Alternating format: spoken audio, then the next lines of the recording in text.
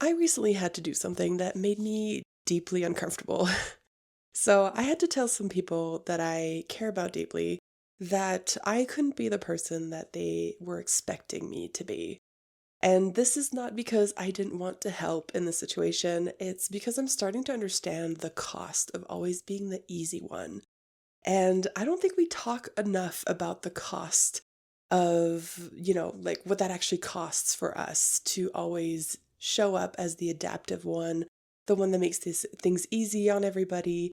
And I think this is especially true for people who are neurodivergent, highly sensitive, or, that have just learned to survive by adapting. So let me back up a little bit and give you some context for this sort of hardship or whatever you want to call it that I've recently, or this hard task that I've recently had to do. And so this is essentially because there are some friends of mine that are planning to come visit in the next few months. And these are people I've never met. So these are people that I game with online, people that I have never actually met, but have known online for many years. And they've invited me before to come and meet them and all of that, but due to various reasons, it just has never happened. And now it is happening, and I feel like there is this expectation that because I live here, I should be offering a lot. So I should be offering them possibly a place to stay. I should be offering them rides. I should be offering them, I should become the little tour guide for my friends.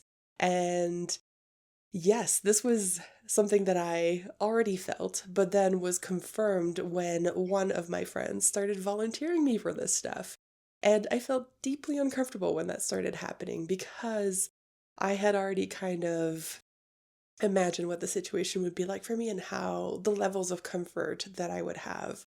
And being volunteered for stuff put me in this situation where I had to actually put my foot down, in a sense, and communicate my needs to these people, to these friends. And yes, this was very uncomfortable. So basically, I wrote up a little message in the group chat saying, I'm really sorry. I really wish I could help more. I wish I could be there for you guys more. But unfortunately, due to the person that I am, someone who experiences high levels of anxiety in crowds, in traffic, in new situations, I feel like that would not be setting myself up for success. I'm already quite nervous about coming to meet you guys. This is already stepping out of my comfort zone, and being asked to go even further by promising all these things is just not something that I'm willing to do anymore. And I didn't mention the anymore part. That part was personal to me because in the past I have absolutely been that person who follows the social norms, who does what is expected of me, who would have 100% volunteered to do a bunch of the stuff that I've listed, right? I would have offered them a place to stay. I would have offered to drive them around, despite it making no sense at this point because it's a very large group. But yeah, I would have totally been that person. But this is the person that ended up retreating from friendships, from society, from anything basically that wasn't home.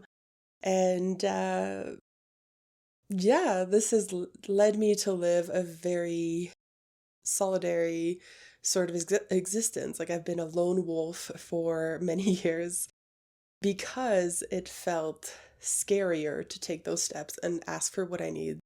And at the time, too, I don't think I really had the language to be able to explain to people why I, um, be able to explain to people why I wasn't able to offer them certain things or why I felt, not comfortable with certain situations. And now I do because I've been in the process of becoming for many, many years, which is where the name of this channel comes from. I see myself as Echoes of Becoming. I am becoming. And if you're here, there's a very good chance that you are in that process as well, or that you at least resonate with a little bit of what I'm going to be talking about. Um, so yeah, I think the very first thing is to highlight is how uncomfortable this particular situation was for me. So not only being volunteered and, having to take a stand, having like that being kind of pushed upon me. I might have not said anything, honestly, if I hadn't been volunteered, but I felt like because it happened a few times, I had to say something. But it did make me feel uncomfortable because setting boundaries is often uncomfortable. And this was more than boundaries. It really felt like I was exposing a very vulnerable part of myself. I was saying, I even said in the message sometimes something along the lines of, I am not a normal adult. Like, I am neurodivergent. I have just, I didn't want to go too far into specifics because I know that is not language that everybody knows, and it is not something that everybody understands. Which is why I brought in the anxiety piece, because that is the felt reaction or the kind of outcome of what happens when I put myself in these situations. But it was also about giving myself permission, which in itself is a very difficult act because as somebody who has always sort of, as I said, been the easy one, been the accommodating one, the calm child, the calm teenager who never had her little rebellious phase and all of that.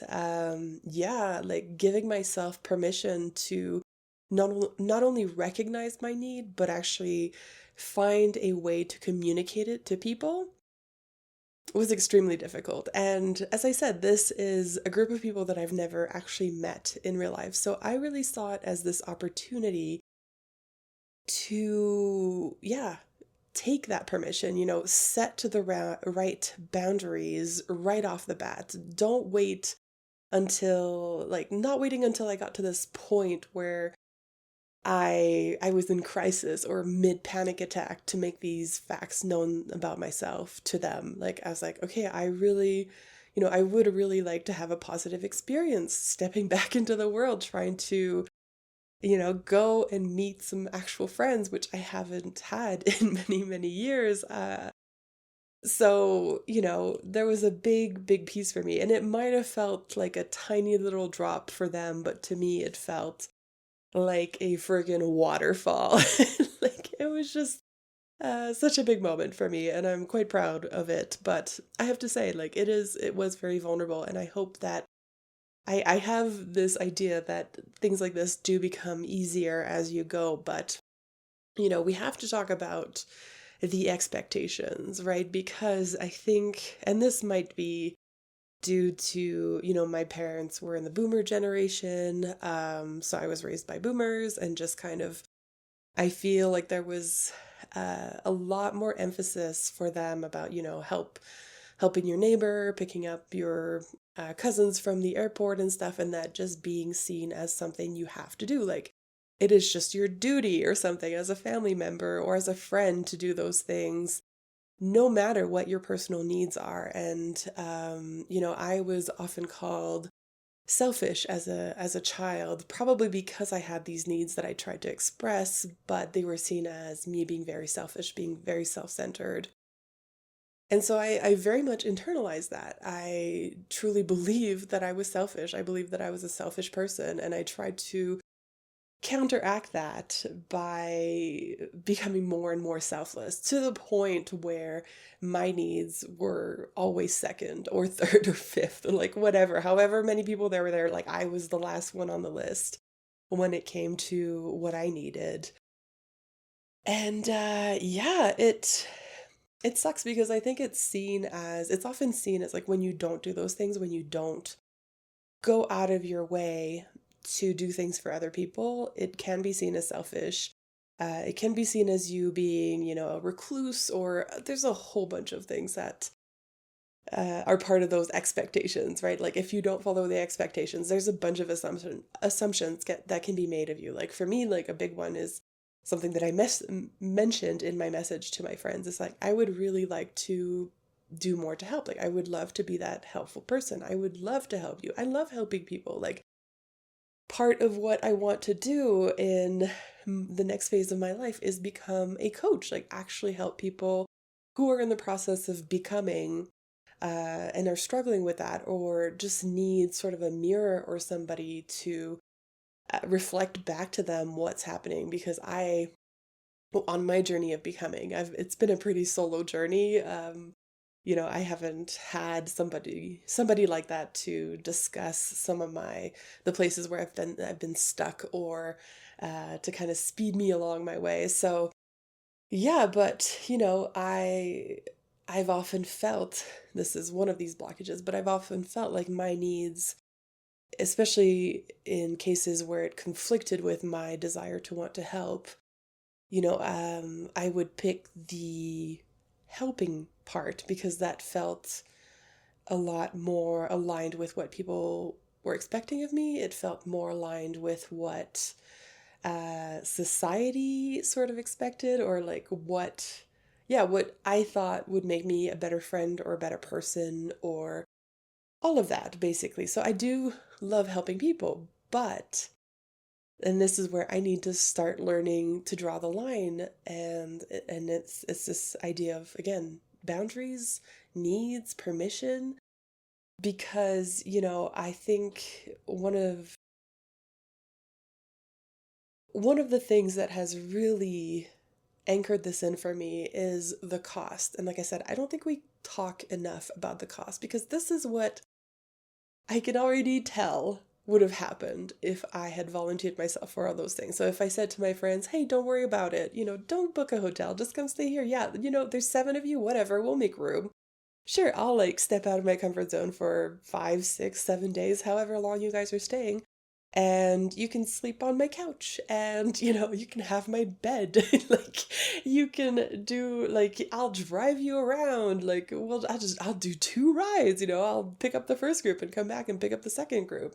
I'm exaggerating maybe here, but let's say even in a softer case where I just invited a couple of them or something like that, I know what happens because I've lived this enough times now that I know what happens to me. And this is what happens, okay? I mask. I put on the mask. I do all the things that I'm expected to do. I push down my needs. I ignore my needs. Like, even needs like going to the bathroom become like back burner, which is insane, right? Like, we all have, like, that's like such a basic human need to go relieve yourself, relieve your bladder, right? But I will push that aside because, and it's like, it's not even a conscious thing a lot of the time. It becomes very unconscious because I've already put myself in a situation, and now I feel like I need to keep going. Like, I'm already on this path, I have to keep going. Like, so yes, I ignore my needs, and then it starts to compound. Like, so imagine, like, I mean, the easiest maybe metaphor is the drop in the glass that makes it overflow, right? So you can imagine there's like a cup, and every little instance of me not putting myself first adds a certain amount of water until the point where I've reached the top. But I'll start spilling. I'll even get to the point where I start spilling, and there's water on the table, and there's water on the floor. And then what happens is, after the event is over, after that period is over, let's say all my friends went back home and I came back slowly to myself, I then see the mess. I then see the water that's all over my floor, that has been rotting the floorboards, and I have to recover. And this can be, in some instances, it can be a couple days, but if I really push it, it can be like weeks, sometimes even like a couple of months before I feel like I'm totally back to myself.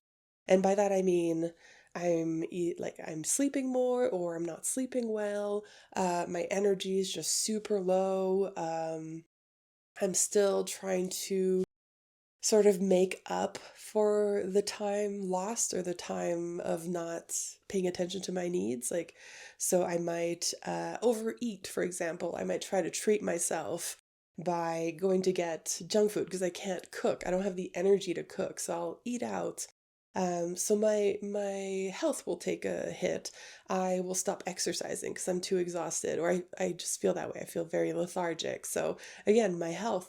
And these things, again, start to compound into this huge sort of like a little bit of a burnout almost. Like I get burned out from these situations. And that's what I mean by the cost, because nobody sees that, right? Like the friends will have gone back home and they'll be back to their lives and they will not see my little crumble era after they've gone. And this is not something that happens just with friends. Like if family comes over, like all of those instances, if I cannot be myself, which to this point, there are very few people that I feel comfortable being entirely myself around. Um, and yeah, like with everybody else, I feel like I am putting my needs aside for theirs. But I really saw this opportunity with these new friends. I mean, they're old friends, but they're kind of new in a sense, right? I really saw this opportunity to do something different this time, because what happens too is a lot of the time when I let myself get pushed and let myself get to this burnout phase, I don't want to do that again. Like, I don't want, like, I might not want to see these friends again. I might never, like, log into the game ever again just to avoid that. And that's been my pattern in the past. But I'm at this point again along my journey of becoming where I don't want to do that anymore. I do want friends. I do want connection. I do want to do these things that other people seem to enjoy and stuff. Like, I do want to be part of the world again, but not at the cost of me feeling burnt out every time that I do. And so it's my job. And if you resonate with this at all, it is your job also to do things differently, right? To give yourself permission to say these things. And if people react badly, like in the situation, I was semi prepared. And I still feel like maybe a couple people that I don't know as well from the group may have been sort of annoyed by my little confession, my little vulnerable blurb in the group chat. Yeah, like some people may have not have understood it, but maybe that's for the best, right? Like, why would I pretend for those people? Why have I done that in my life? Why have I bent over backwards to make friends that I didn't even want or that could never understand me? I would much rather have fewer friends. Like, I don't need very many friends, honestly. I'm deeply introverted. Like, I'm happy having a handful of like my people, like my true people. And so like why push myself and make myself that uncomfortable and that distressed and that burnt out for people that I like, I would really have no connection with if I didn't go over above and beyond my capabilities. So, that's a really big realization for me. And another one is that being the easy one is something that I was frequently rewarded for. So whether it was in school, I never got in trouble in school. Whether it was my parents, I was often praised by my mom and stuff for what an easy kid I was, how accommodating, how thoughtful. And, as a kid, you just want to be loved. You just want your parents' love and approval. And so, in a sense, I saw that reward and I totally jumped into it. Right? I was like, this is how I get love. All right, I can do that, right? I can totally um be that person and be the easy one and be the kid who never throws a fit and all of that. But it came at a cost because I have now entered adulthood and I've been in adulthood for quite some time. And I had to first like recognize that this was even something that I did, right? That this was even something that needed addressing, that needed my attention. And I had to live through so many burnouts in my life, whether it was at work or with friends or with family. And this is sort of for me on my path right now. It is something that I want to address. It is something that I want to consciously bring into my awareness so that I can make different decisions and live a fuller life, because what is a life without anyone, without people, without friends, without being able to go out and enjoy things, right? Because there are some things that I enjoy. I might not enjoy big crowds and like even concerts. I love music, but I don't like concerts because I don't like how many people are there. I don't like the crowd. I don't like people singing off key next to me. I don't like drunk people like dancing, blocking my view. Like honestly, if I went to my ideal concert would be me sitting, everybody else sitting and just like watching, like we're watching a play or but no, that's not how concerts go, but whatever. I just watch them on TV instead. But yeah, like I enjoy going to the zoo. My friends mentioned they might want to go to the zoo, and I'm like, oh yeah, I could go to the zoo. I love the zoo. I love animals. Like I love animals more than people sometimes, to be honest. Animals are great.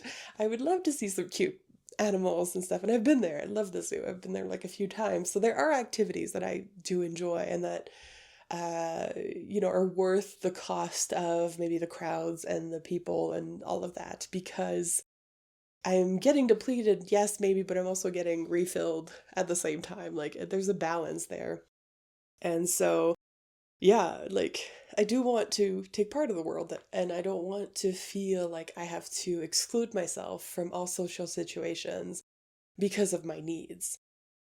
So, yeah, I'm kind of at this juncture now where I want to start making those changes. And again, I think it's especially important for people who are neurodivergent, who are highly sensitive, right? Whether that's highly sensitive to people's emotions, to stimuli, to, anything, right?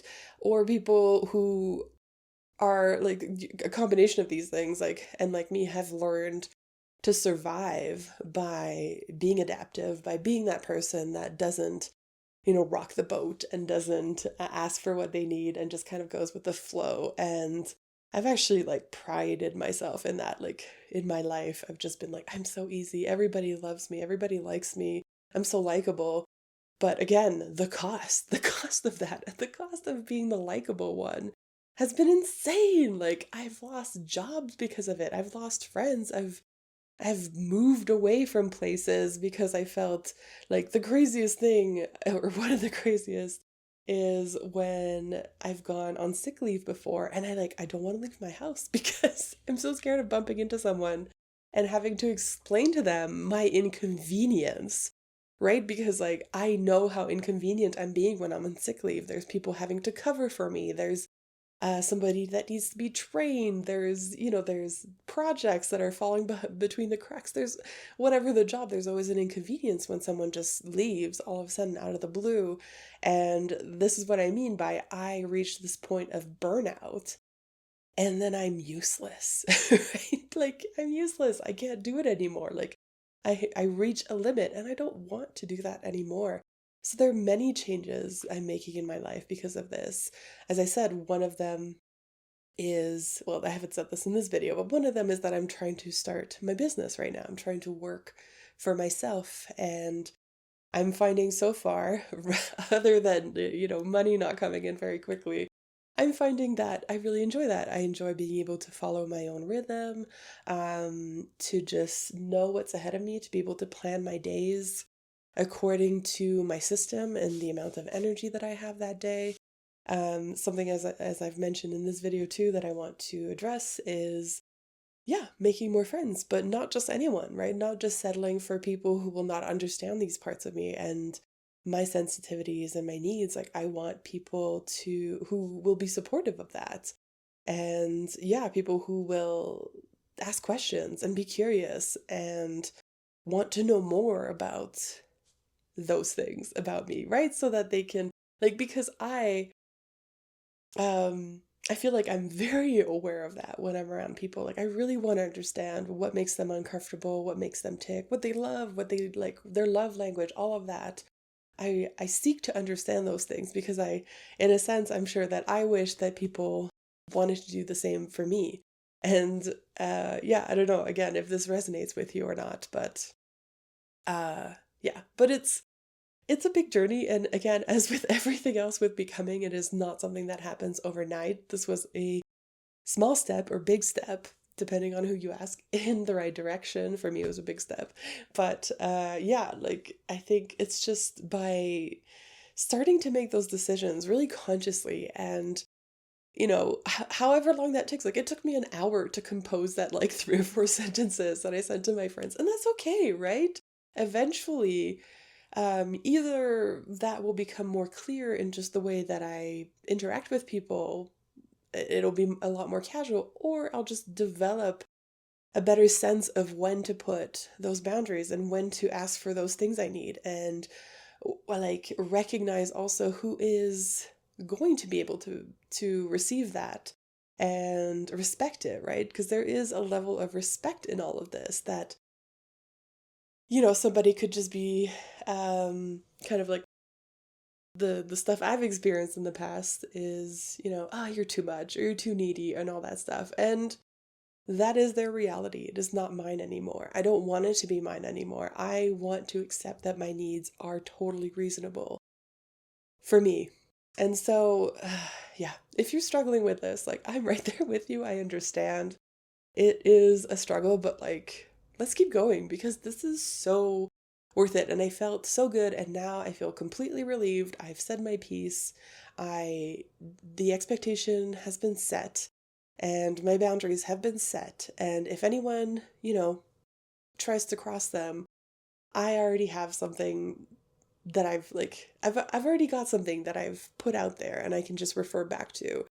And I think that I made it quite clear. And so, yeah, it gives me a sense of, maybe this is the wrong word, but a sense of power over my life, like a sense of control and just, yeah, like I'm not at the mercy of the events that are going to be happening around me as much anymore. I can communicate what I need more clearly, and that is huge. And I'm so excited about this next part of my life, honestly. I'm so excited to see what happens when as I stop being this people pleaser, as I stop being the easy one, as I stop trying to always accommodate others and instead look out for myself. And again, it's not selfish. It's just self-care. It is. It's self-care. Like, because I can now anticipate that I'm going to go meet these people at my own pace, at my own rate. I'm going to be able to retreat back into my space and deal with that, but without having overextended myself. And I think it's going to make a world of difference. I'll probably make a video afterwards, but this is going to be months from now.